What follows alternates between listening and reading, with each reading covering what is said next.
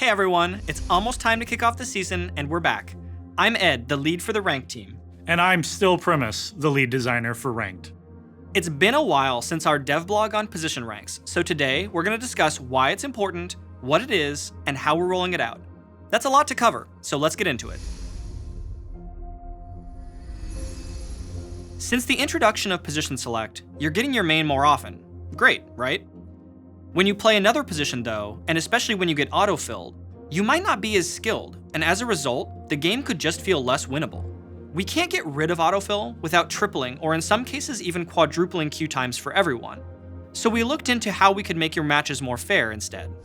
With position ranks, you get a matchmaking rating and a rank for each position you play. This gives us a more accurate measure of your skill in every position, so we can put you in more fair matches, no matter which one you queue up for. At the end of the game, you'll get LP for the position you played, and some of it will splash into all of your other positions. Because if you're climbing in one position, some of that skill is transferable to your others. With different ratings for each position, you won't be punished if you're bored of, say, one-tricking Malzahar mid and decide to focus on jungle for a while. Similarly, someone getting autofilled into your game shouldn't make it feel unwinnable either. And since your ranks are split out by position, you'll know exactly how good you are at your main. We're excited about position ranks, but we want to be super diligent, prepared, and most importantly, open to feedback on such a big change. Last summer, we started testing positional matchmaking in normal draft to make sure it was ready for prime time, and the results so far have been promising. Queue times and how often you get your main haven't changed, but win rates when you're playing off positions have improved substantially. In short, it's an across-the-board upgrade to matchmaking. For position ranks, we need your hands-on feedback to help us make sure Ranked still has that competitive feel you expect, which is why we need to do the position ranks preview before rolling it out more broadly. At season start, Korea and North America will preview position ranks. During the first split, we'll be closely monitoring it. We'll be gathering and addressing feedback and tuning the systems, like how much splashing you get when you win or lose. All of the rest of the changes to placements, tiers, splits, rewards, all that stuff's going to go everywhere at the start of season. We chose to preview position ranks in North America and Korea because they're both globally competitive regions. Including North America also gives us hands-on experience and lets us get our feedback more directly from you. During the preview, we'll be looking for feedback about your experience. We'll also be keeping an eye on overall stability and matchmaking health, things like queue times, autofill rates, and match fairness. Finally, we'll be watching for abuse cases in the system so we can fix them. In all regions, we're tracking both position ranks and current ranks. That way, if there are any issues, technical or otherwise, we'll be ready to switch everyone back as soon as possible without you losing any progress. We'll update you every month on how things are going and what changes we're making based on feedback, which could range from system tuning to new features designed to address abuse cases and preserve competitive integrity. At the end of the first split, we'll unify Ranked and detail what the worldwide experience will be going forward.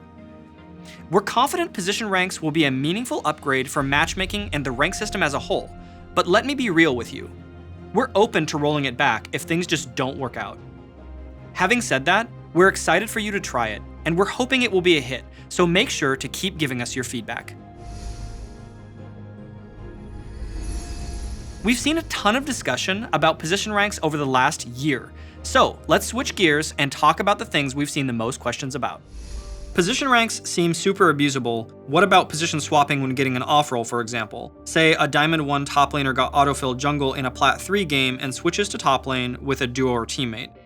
There's this thing that we want to make sure that we allow, which is strategically swapping if it makes sense. That's what players do now.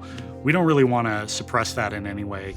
And so what we're going to do is we're going to track each player, how often that they're switching positions. And if you're someone who ends up switching more often than we think is reasonable, we're going to start to tighten the links between your positions for the purposes of matchmaking, so that when we put you into a match, it's going to be a match that we think is most competitive with your highest position. Yeah, I think something else that's relevant there is when you're actually When you're actually playing a position and then you swap in champion selector at the beginning of the game, what happens at the end of the game is you're going to get LP for the position you played no matter what. But the problem with that is, if you played in an easier game, you'll also get less LP for winning, but you'll lose more for losing the game. Is the new system going to be more grindy? Like, are you really going to make me play 5 times as many ranked games as I did this year? We've got a couple of mechanics that we've baked into the system to help pull you up in your other positions as you play your primary. First of all, splashing will help pull up the other positions until they get close enough to be within range of what we think is reasonable. In addition to that, as your highest rank gets higher, it starts to actually become a target for the other positions, where when they're climbing, they get a little bit of bonus if they're trying to catch up. So it's actually easier to climb in the second, third, and so on positions. Since games where I'm not playing my main position have way less impact on the rank I care about, can't I just feed or surrender when I get autofill to get a faster shot at playing my main again? This is pretty much the core concern that both we as a team and you as players have expressed to us over the entire year or whatever that we've been working on position ranks. More than that. Yeah, probably more than that. And the answer, honestly, is splashing. So we talked about how when you win or lose games, you splash some LP to your other positions. That works both in a positive sense and also in a negative sense. And listen, like, if you're trying your hardest when you get an off position, we don't want to punish you for that. And so splashing does start fairly low.